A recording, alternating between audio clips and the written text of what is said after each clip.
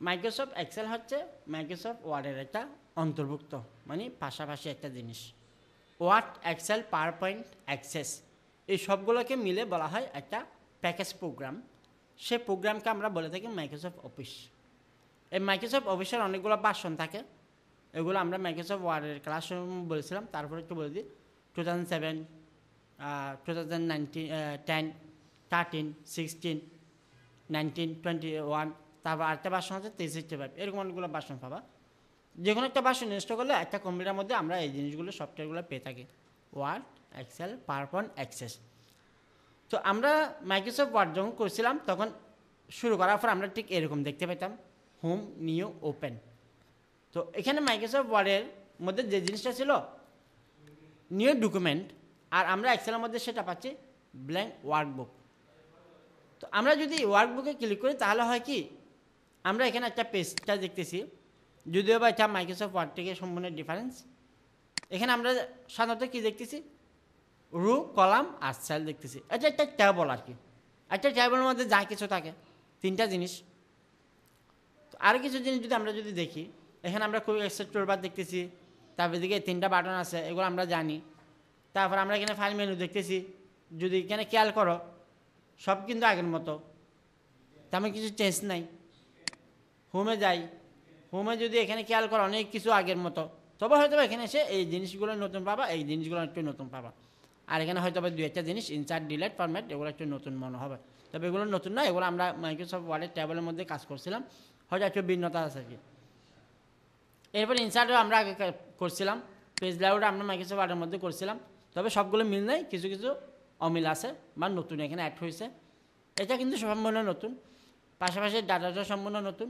Review আগে দেখছিলাম, ভিউটা আগে দেখছিলাম।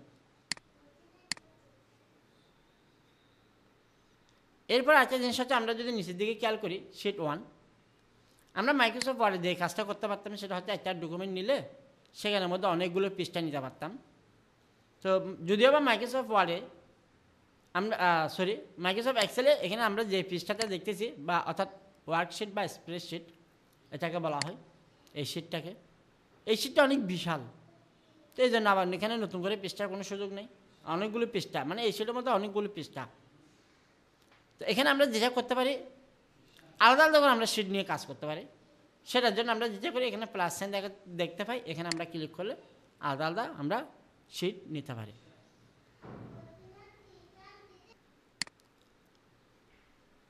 এবার আমরা একটু মাইক্রোসফট ওয়ার্ডের সংজ্ঞাটা একটু দেখি। বিশ্ববিখ্যাত সফটওয়্যার নির্মাতা কোম্পানি মাইক্রোসফট কর্তৃক তৈরিকৃত বাজারজাতকৃত একটি অফিসিয়াল প্যাকেজ প্রোগ্রামের স্প্রেডশিট অ্যানালাইসিস প্রোগ্রাম হলো মাইক্রোসফট এক্সেল। আর যদি বলতাম ডাটা প্রসেসিং প্রোগ্রাম, তাহলে সেক্ষেত্রে বলা হতো কি মাইক্রোসফট ওয়ার্ড। ডাটা প্রসেসিং মানে যাবতীয় লেখালেখির কাজ করা হয় বা যায়, আর স্প্রেডশিট অ্যানালাইসিস এটা হচ্ছে এক ধরনের হিসাব নিকাশের কাজ। মাইক্রোসফট হলো একটা কোম্পানির নাম, আর এক্সেল হচ্ছে একটা কোম্পানির নাম, সফটওয়্যারের নাম। এক্সেল শব্দ অর্থ হচ্ছে শ্রেষ্ঠত্ব হওয়া বা শ্রেষ্ঠত্ব অর্জন করা। এক্সেলের মাধ্যমে যাবতীয় হিসাব নিকাশের কাজ দ্রুত সময়ে, সহজ পদ্ধতি ও নির্ভুলভাবে করা যায় বলে একে অন্যান্য সফটওয়্যার চেয়ে শ্রেষ্ঠ সফটওয়্যার হিসেবে বিবেচিত করা হয়। শিট, মাইক্রোসফট এক্সেল অসংখ্য গড় বিশিষ্ট যে পেজটি দেখা যায় সেটিকে বলা হয় শিট বা ওয়ার্কশিট। কোনটা? এইটা। যেমন শিট 1, ওই যে আমরা নিচে যেটা দেখলাম। এরপর আসলে রো। তো আমরা এখানে অসংখ্য গড় দেখতেছি, পাশাপাশি যে গড়গুলো দেখি 1, 2, 3 দিয়ে, এগুলোকে বলা হয় রো বা সারি। এরকম মাইক্রোসফট এক্সেলে পুরাতন ভার্সনে ছিল 65,536টা, আর নতুন ভার্সন হচ্ছে 10,48,574টা। কীভাবে বুঝবা দেখুন, এই শিটে এসে কন্ট্রোল এবং ডাউনে যদি চাপো তাহলে তুমি সবার নিচে চলে যাবা।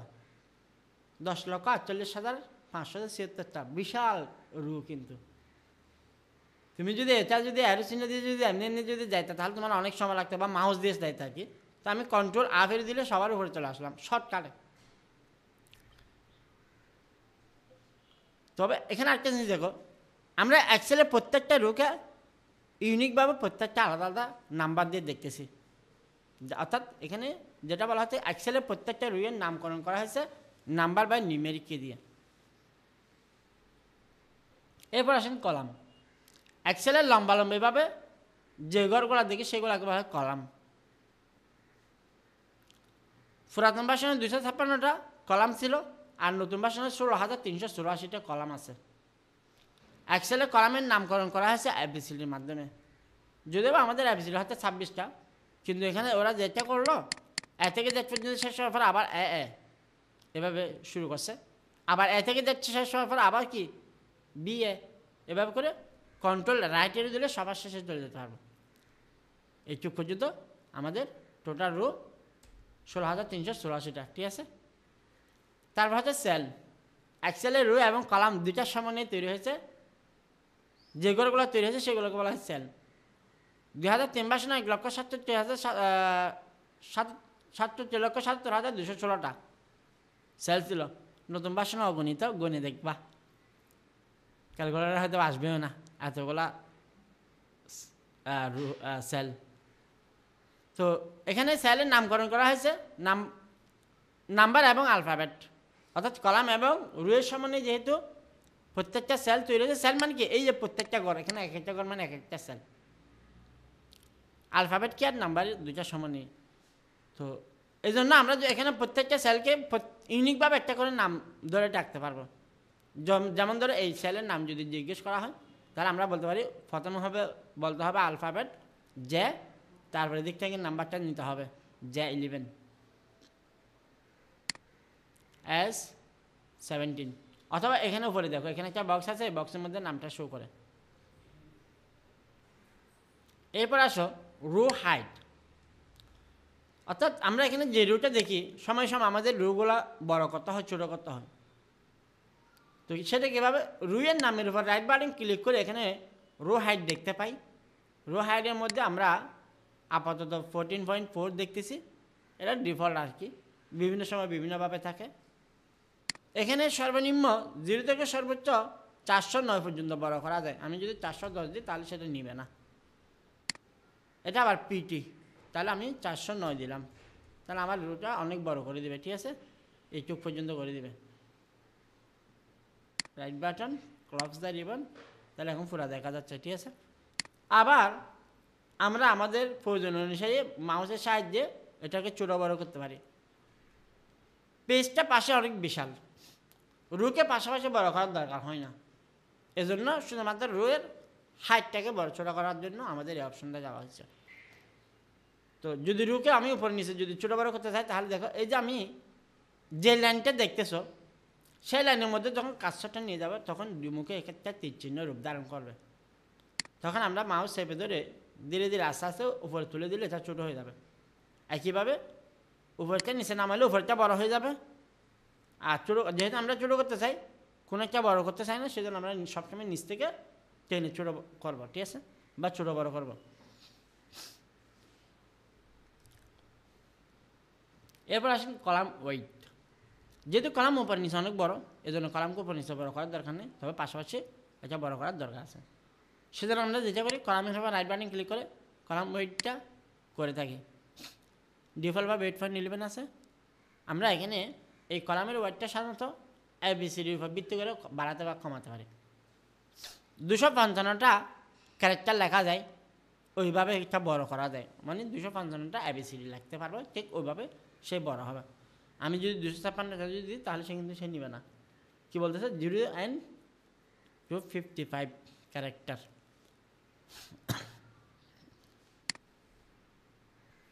এরপর আসেন ডাটা। ডাটা কি, অর্থাৎ আমরা এক্সেলে যা কিছু লিখি সেগুলোকে মূলত ডাটা হিসেবে গণনা করা হয়। তো এক্সেলের সাথে আমরা দুইটা কাজ করতে পারি, মানে সে আমাদের লেখাগুলো বা নাম্বারগুলোকে দুইভাবে ভাগ করে ফেলে। আমরা যখন কখনো কোনো লেখা লিখি সেই লেখাগুলোকে, ধর আমি এখানে একটা নাম লিখলাম, ট্যাক্স হিসেবে গণ্য করে। এই জন্য সেই যখন কোনো ট্যাক্স লেখা হয় ট্যাক্সকে সেই লেফটে বসানো হয়, বামে বসায় দেয়। আর আমি যখন কোনো সংখ্যা এখানে ইনপুট দিব সেই সংখ্যাগুলোকে নাম্বার হিসেবে গণ্য করে এবং যার কারণে সেই নাম্বারকে ডান পাশে বসায় দেয়। যারা অ্যাকাউন্টিং এরা কিন্তু সবসময় নাম্বারকে ডান পাশে লিখো, টাকা পয়সার হিসাব নিকাশ, যেহেতু এটা একটা অ্যাকাউন্টিং সফটওয়্যার, হিসাব নিকাশের সফটওয়্যার, এক্সেল দিয়ে আমরা হিসাব নিকাশে কাজ করে থাকি। তো এই জন্য এখানে সবসময় নাম্বারগুলোকে ডান পাশে বসানো হয়।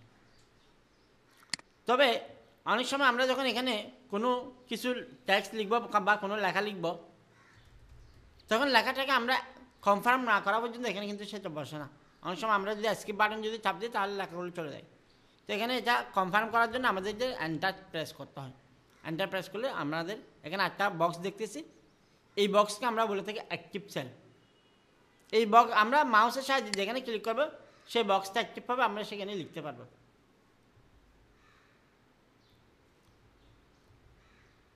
তো আমরা আজকে বেসিক কিছু অপারেশনের কাজ করব। ম্যাথমেটিক্যাল অপারেশন কিভাবে যোগ করা হয়। ইকুয়াল দিয়ে এখানে দুইটা জিনিস দেখতেছি, এই দুইটা জিনিসকে বলা হয় ফর্মুলা। অর্থাৎ আমরা এক্সেলে যত ধরনের যোগ করব সবগুলো এই দুইটা ফর্মুলা দিয়ে করতে হবে সবসময়। চলেন দেখে ফেলি। আমি কিছু সংখ্যা টাইপ করি,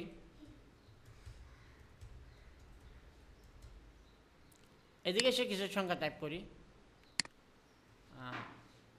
এলোপাতারে লিখি ভিন্ন ভিন্ন জায়গায়। ওকে, তো এবার দেখি আমরা এই যে এখানে যে দুইটা ফর্মুলা আমরা দেখতেছি। প্রথম ফর্মুলাটা দেখি, ইকুয়াল সাম। এক্সেলের মধ্যে আমরা যতই ফর্মুলা বা গাণিতিক হিসাব নিকাশে কাজ করব সবসময় আমাদের সমানটা ব্যবহার করতেই হবে, ইকুয়ালটা ইউজ করতেই হবে। এটা ছাড়া কোনো সমাধান হবে না, ফর্মুলার কাজ করা যাবে না। চলেন আমি প্রথমে এই সিরিয়ালভাবে যেই সংখ্যাগুলো টাইপ করেছি সেগুলোকে যোগ করব। প্রথমে দিলাম ইকুয়াল, এরপরে লিখতে হবে সাম, তারপরে একটা ব্র্যাকেট দিতে হবে। দেখেন এরপরে একটা ব্র্যাকেট দিতে হবে। এরপর কী বলতে হলো, ফার্স্ট সেল অ্যাড্রেস। তো সেল অ্যাড্রেস বলতে কোনগুলোকে বললাম, আমরা যখন এখানে কোনো ঘরকে কাউন্ট করব বা গণনা করব তখন আমরা এখানে মূলত কোনো ঘরকে চিনি না, তার ঘরের একটা নির্দিষ্ট একটা ইউনিক একটা নাম আছে, প্রত্যেকটা সেলের একটা কি আছে ইউনিক নাম আছে, অ্যাড্রেস আছে। আমরা তাকে কি করব, তাকে ধরে কাজ করব। তো আমি প্রথমে বললাম ও থেকে শুরু করে আমি শেষ পর্যন্ত যা সংখ্যা আছে সবগুলো সংখ্যাকে আমি যোগ করব। অথবা ধরেন আমি এটাকে সিলেক্ট করি, যদিও বা এখানে কিছু নাই, এই দুইটা ঘরে কিছু নেই, আমি এটাকে সিলেক্ট করলাম, শিফটের সাহায্যে কোলন দিলাম, লাস্টের একটা অটোমেটিক চলে আসলো, সমস্যা নেই। এবার আমি এটাতে ক্লিক করে দিলাম, তাহলে দেখেন আমার এটা হচ্ছে প্রথম সেল অ্যাড্রেস আর এটা হচ্ছে লাস্ট সেল অ্যাড্রেস, এবং এই দুটার সমন্বয়ে এখানে আরও অনেকগুলো সেল সিলেক্ট করা হয়ে গেছে। এবার কি করব, শিফটের সাহায্যে ফার্স্ট ব্র্যাকেট শেষ করব। তাহলে এই যে একটা সিলেকশনের আবদ্ধে অনেকগুলো সংখ্যা অ্যাড করে ফেলছে, এই জন্য আমরা এটাকে ফার্স্ট সেল অ্যাড্রেস বলি আর এটাকে লাস্ট সেল অ্যাড্রেস বলি। প্রথম লাস্ট এই দুইটার সমন্বয়ে বাকি অনেকগুলো আছে। তাহলে কি লিখলাম, ইকুয়াল সাম first sell address last sell address, enter press করলাম, তাহলে সবগুলো সংখ্যার যোগফল এখানে চলে আসবে। আমি দুইটা সংখ্যা এখানে টাইপ করছিলাম, অর্থাৎ সেলের মধ্যে আবদ্ধ করে রাখছিলাম, কিন্তু কোনো কিছু লিখি নাই, একবার লিখে ফেলি। এখানে একটা সংখ্যা লিখলাম, দেখবেন সেটা অটোমেটিক এখানে কাউন্ট হয়ে যাবে। এখানে একটা সংখ্যা লিখি, কিন্তু সেই সংখ্যা কি এখানে অ্যাড হয়েছে? হয়নি। কেন হয়নি? কারণ আমরা এই সেলকে নিয়ে তো আর যোগ করি নাই, ঠিক আছে, সেজন্য হয়নি। এবার আসেন এই যে এলোমেলো যে সংখ্যাগুলো আছে এগুলোকে যোগ করি। এলোমেলো সংখ্যাগুলো যোগ করার ক্ষেত্রে আমরা সাম যেটা লিখতাম সেটা এখন আর লিখব না। সাম কখন লিখব? যখন সিরিয়ালিটি মেনটেন থাকবে, সিরিয়ালিটি একটা বক্সের মধ্যে আবদ্ধ থাকবে, কোনো একটা সিলেকশনের মধ্যে কি থাকবে, অনেকগুলো সংখ্যা আবদ্ধ থাকবে তখন। আর যখন এলোমেলোভাবে সংখ্যাগুলো থাকবে তখন কী করবো, আমরা একটা একটাকে দৌড়ে দৌড়ে করবো। যেমন এটাকে ধরলাম, তারপর একটা প্লাস সাইন দিলাম, এটাকে ধরলাম প্লাস সাইন দিলাম, এটাকে ধরলাম প্লাস সাইন দিলাম, লাস্ট এটাকে ধরলাম, আর শেষে যেহেতু আর কোনো সংখ্যা আমি যোগ করতেছি না, তাহলে আমি আর লাস্ট শেষে এসে প্লাস সাইন দিলাম না। এবার আমি এন্টার প্রেস করলাম। খুব সহজ। এখন আসেন বিয়োগ করব। বিয়োগের জন্য একটা ফর্মুলা, যে সংখ্যা থেকে আপনি বিয়োগ করবেন ওই সংখ্যাকে প্রথমে সিলেক্ট করবেন, এরপরে যে সংখ্যা বিয়োগ করবেন ওইটাকে সিলেক্ট করবেন। এরপরে যদি আরও একাধিক সংখ্যা থাকে বিয়োগ করেন তাহলে সেই সংখ্যাগুলো ক্রমান্বয়ে সিলেক্ট করে করে চলে যাবেন। এরপর একটা এন্টার প্রেস করবেন। একদম সিম্পল। শুধুমাত্র আমরা যুগের জন্য দুটো ফর্মুলা পাই, কিন্তু বাকিগুলোর জন্য একটা করে। এরপর আসেন গুণ। এখানে গুণের কাজটা আমরা স্টার দিয়ে করে থাকি। গুণ চিহ্ন আমাদের কেউ কোথাও পাবে না, স্টার এটাই হচ্ছে মূলত গুণ চিহ্ন। দিলাম, এন্টার দিয়ে দিলাম। যদি আরও পরবর্তীতে সংখ্যা আপনি গুণ করতে চান তাহলে দিয়ে যাবেন, ইন্টু দিয়ে দিয়ে স্টার দিয়ে দিয়ে চলে যাবেন। এরপর আসেন ভাগ করব, ইকুয়াল এই সংখ্যাটা থেকে ভাগের কাজটা করবো আমাদের স্ল্যাশ ডিভাইডেড বাই এটা দিয়ে করা হয়, ঠিক আছে এটা। এরপরে আরও একাধিক সংখ্যা যদি আপনি ভাগ করতে চান তাহলে স্ল্যাশ দিয়ে দিয়ে ওই সংখ্যাটা দিবেন। দেন এর ধরেন আমি এরপরে আর 2 দিয়ে ভাগ করবো, যেহেতু আমি 2টা এখানে কোথাও ইনপুট করি নাই, আমি শেষে এসে দিয়ে ফেলতে পারি। ফর্মুলার মধ্যে দিয়ে দিলাম। যদি সেলের মধ্যে এটা যদি ইনপুট করতাম তাহলে আমি সেলকে সিলেক্ট করে দিতে পারতাম, আর যেহেতু আমি সেলে ইনপুট করি নাই এই জন্য আমি সরাসরি মানে ফর্মুলার মধ্যে সংখ্যা দেওয়া যায় এটা বোঝাতে চাচ্ছি। ওকে, এরপর কি আছে পার্সেন্টেজ। তাহলে আমরা যোগ দেখলাম, বিয়োগ দেখলাম, গুণ দেখলাম, ভাগ দেখলাম। এবার আসেন শতকরা।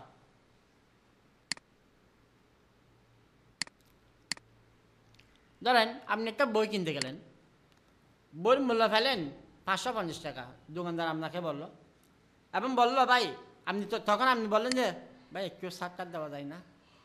তখন দোকানদার বললো ঠিক আছে ভাইয়া, শুধুমাত্র আপনার জন্য আমি 30% ডিসকাউন্ট দিলাম, শুধুমাত্র আপনার জন্য, আর কারোর জন্য না। তাহলে এখন আসেন আমরা 30% যদি ডিসকাউন্ট পেয়ে থাকি তাহলে ডিসকাউন্টের টাকা কত, আর ডিসকাউন্টটা বাদ দেওয়ার পর আমাদের বইয়ের মূল্যটা কত থাকে, দুইটা জিনিস বের করতে পারি। একটা হচ্ছে ডিসকাউন্টের টাকা, একটা হচ্ছে বইয়ের মূল্য। ইকুয়াল বইয়ের মূল্য ইন্টু 30%, এন্টার দিয়ে দিলাম। এটা হচ্ছে ডিসকাউন্ট। তাহলে এবার আসেন বইয়ের মূল্য। তাহলে আমরা 550 থেকে বইয়ের মূল্যটা বিয়োগ করলে যেটা ডিসকাউন্টের ফর্মুলাটা পেয়ে যাব, ঠিক আছে না। আবার আমি চাইলে সরাসরি কিন্তু কাজটা করে ফেলতে পারি। আমি ডিসকাউন্ট কত টাকা বাদ সেটা আমার জানার দরকার নেই, আমার দরকার বইয়ের ডিসকাউন্ট বাদ দেওয়ার পর বইয়ের মূল্যটা কত সেটা তো আমার দরকার। তাহলে এখানে একটা মাইনাস চিহ্ন দিব, কারণ সরল অঙ্ক তো করছ, যোগ বিয়োগ গুণ ভাগের কাজ থাকলে সেগুলো আগে করতে হয় এবং সেগুলো একটা ব্র্যাকেটের মধ্যে আবদ্ধ করতে হয়। আমি সেজন্য একটা ব্র্যাকেট দিয়ে দিলাম। আবার বইয়ের মূল্য থেকে আমি ইন্টু দিয়ে 30% ডিসকাউন্টে বের করব। তার মানে এখানে প্রথমে বইয়ের মূল্য থেকে 30% ডিসকাউন্ট বের হবে, বইয়ের হওয়ার পর যে টাকাটা আসবে সেই টাকাটা আমার প্রকৃত বইয়ের মূল্য থেকে মাইনাস হয়ে যাবে।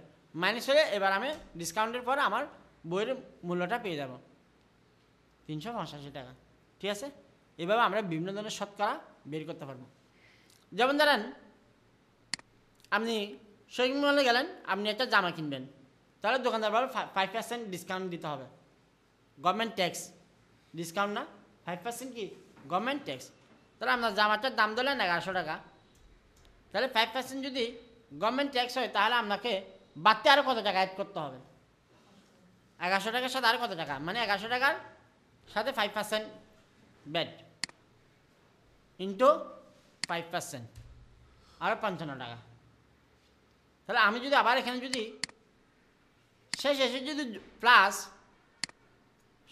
আপনার কাপড়ের জামাটা যদি অ্যাড করে দিই, মূল্যটা যদি অ্যাড করে দিই তাহলে টোটাল আমার দাঁড়ায় 1155 টাকা, ঠিক আছে। এভাবে করে করা যাবে। তাহলে আমরা দুইটা সিস্টেম দেখলাম। এরপর আসেন অ্যাভারেজ মানে গড়।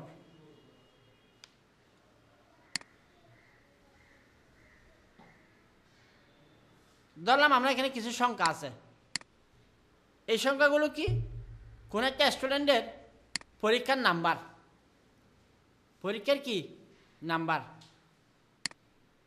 এখন আমরা বের করব এখানে সেই টোটাল কয়টা সাবজেক্ট পরীক্ষা দিছে আর এবং সেই গড়ে কত নাম্বার পাইছে, এটাকে বলা হয় কি অ্যাভারেজ। এখানে পাশেও করতে পারি বা নিচেও করতে পারি, যে কোনো এক জায়গায় করতে পারি। ইকুয়াল অ্যাভারেজের জন্য আমাদের এখানে একটা শব্দ লিখতে হবে AVERAG, বানান ভুল করা যাবে না। ফার্স্ট সিলেক্ট ড্রেস, তারপর শিফট চেপে কোলন দিব এবং লাস্ট সিলেক্ট ড্রেসটা সিলেক্ট করব, তারপর শিফট চেপে দিয়ে ব্যাকেট শেষ করব, এন্টার প্রেস করব। 48.33, এটা হচ্ছে কি ওর গড়। এটা কি ওর সাবজেক্ট কয়টা সেটা যদি বের করতে চাও তাহলে দিতে হবে কাউন্ট।